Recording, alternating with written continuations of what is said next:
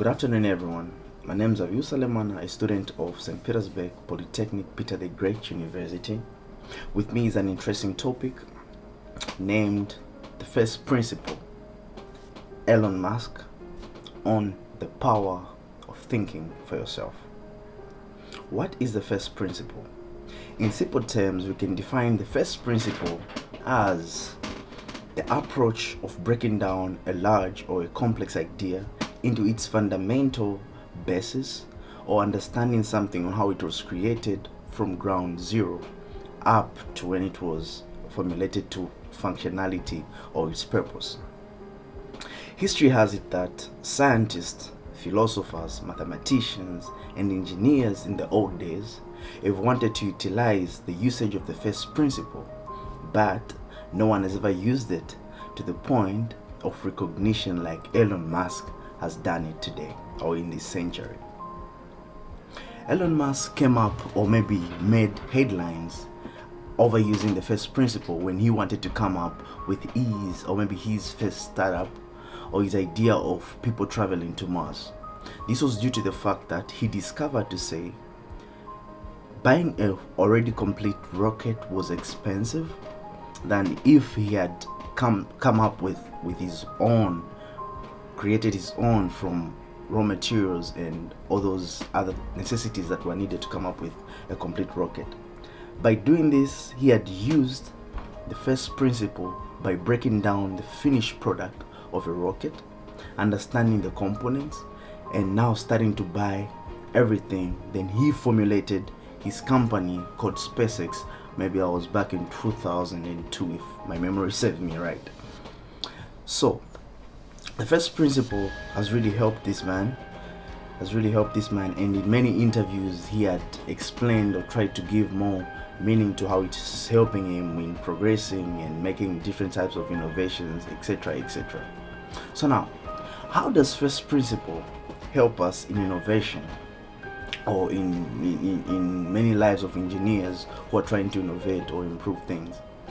It is a good concept because it helps us in understanding how something works. We break it down, then come up with a solution, or maybe come up with a better way of how we can make it work. Some advantages of using the first principle in our day-to-day lives or in our way we think are that we're going to be able to understand things that surround us, our field of works, our field of studies, if we are trying to understand everything from its ground root. It's the best way of approaching many complex ideas or many complex phenomena or theories that we live in today or in today's world.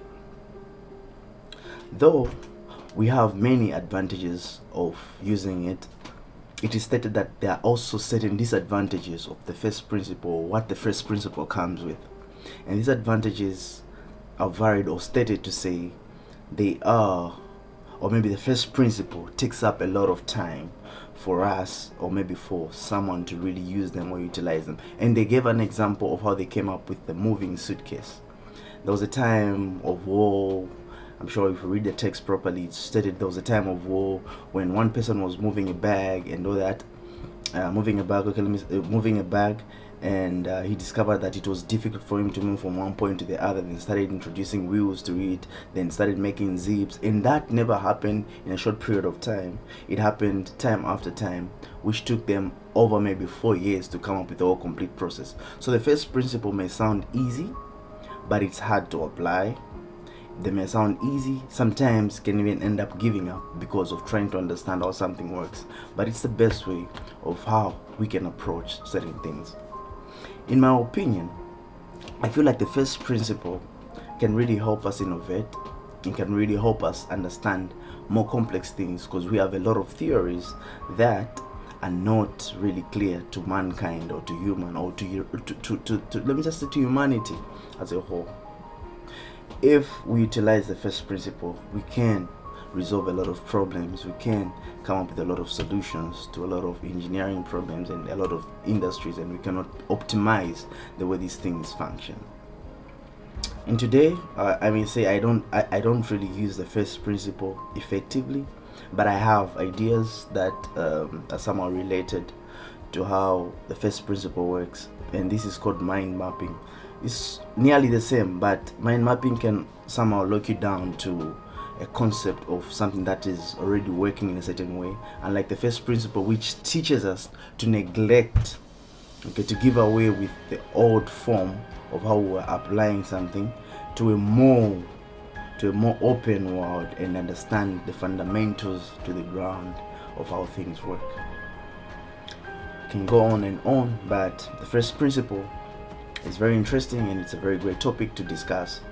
And yeah, looking at the time I've recorded, I'll cut this presentation here. Thank you for your time and have a good day.